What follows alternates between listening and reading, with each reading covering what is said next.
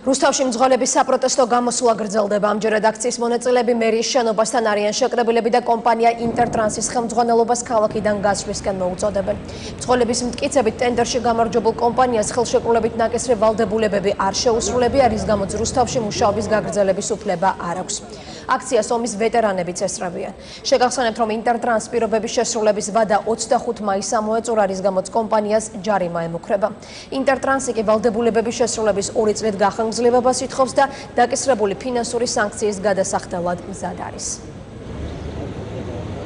მოთხოვნა ეგ არის, ვერანაირად ვერ მოვრიგდებით მაგათთან მოლაპარაკებას, ხან ისე ამბობენ, ხან ასე ამბობენ, არ გვაინტერესებს რა, გვინდა ჩვენ გავიდენ საერთოდ რა ეს ინტერტრანსი, ეგ არის ჩვენი მოთხოვნა. 25 მაისს ამოეწურა ვადა ინტერტრანს ჩვენი დასაქმების, რაც არ შეასრულა, ასევე არ შეასრულა არანაირი პირობა, სახელმწიფო ვალდებულება.